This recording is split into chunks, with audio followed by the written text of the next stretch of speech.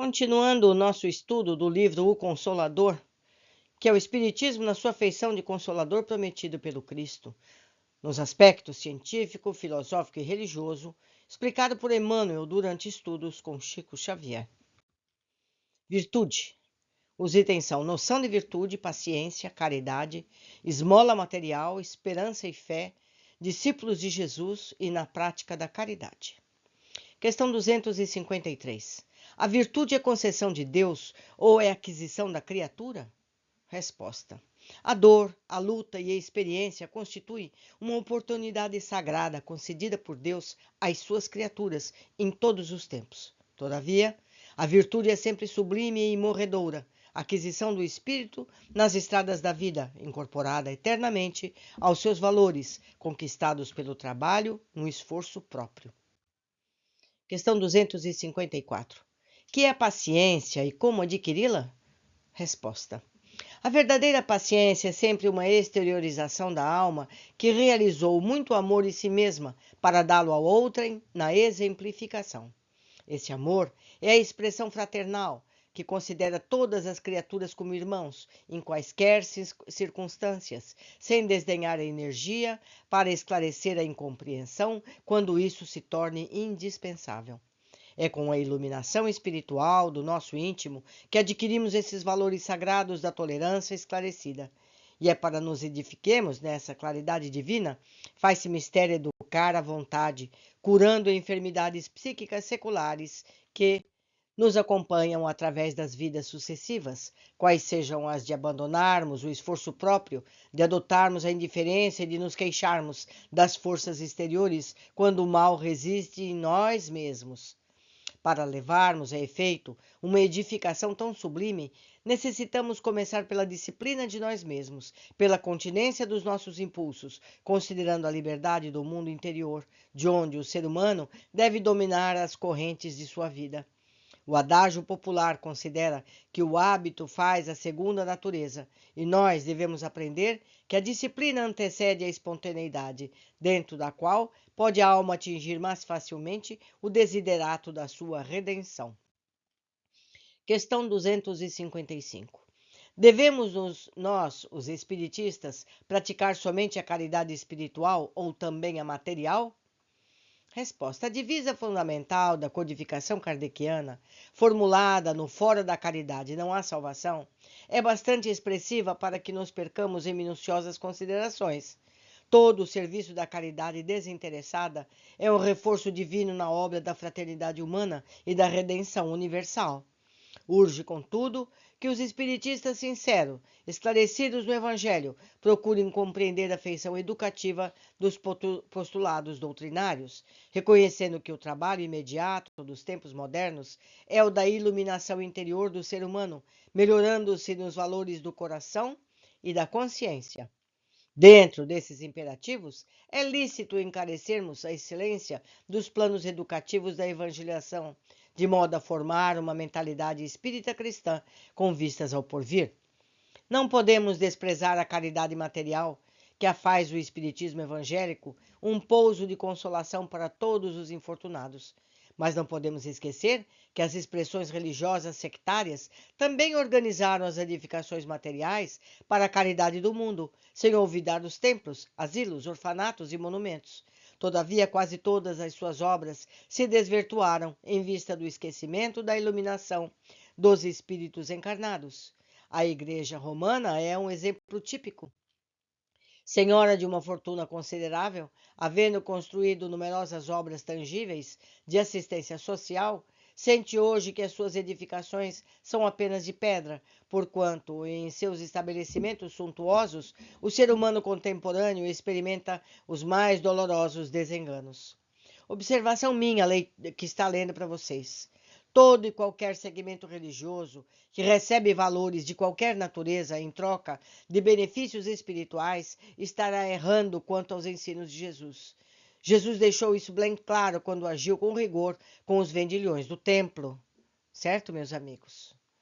Todos os valores são necessários para reverter em bem da comunidade, não para assalariar aqueles que se postam como senhores do templo.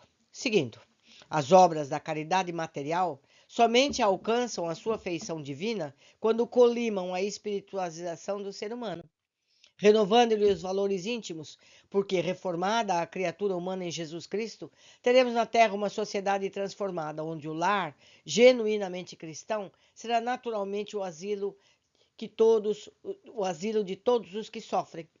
Depreende-se, pois, que o serviço de cristianização sincera das consciências constitui a edificação definitiva, para a qual os espiritistas devem voltar os olhos, antes de tudo, entendendo a vastidão e a complexidade da obra educativa que lhes compete efetuar, junto de qualquer realização humana, nas lutas de cada dia, na tarefa do amor e da verdade.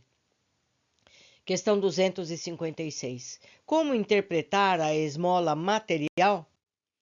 No mecanismo das relações comuns, o pedido de uma providência material tem o seu sentido e a sua utilidade oportuna como resultante da lei de equilíbrio que preside o movimento das trocas no organismo da vida. A esmola material, porém, é índice da ausência de espiritualização nas características sociais que a fomentam. Ninguém de certo poderá reprovar o ato de pedir, e muito menos deixará de louvar a iniciativa de quem dá a esmola material. Todavia, é oportuno considerar que, à medida que o ser humano se cristianiza, iluminando as suas energias interiores, mais se afasta da condição de pedinte para alcançar a condição elevada de mérito pelas expressões sadias de seu trabalho. Quem se esforça nos bastidores da consciência retilínea, dignifica-se e enriquece o quadro de seus valores individuais.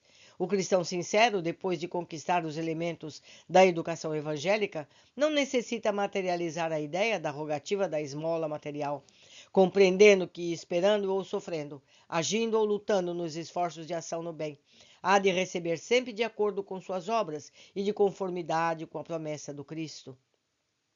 Questão 257. A esperança e a fé devem ser interpretadas como uma só virtude? Resposta. A esperança é filha dileta da fé. Ambas estão para uma, como a luz está para os outros.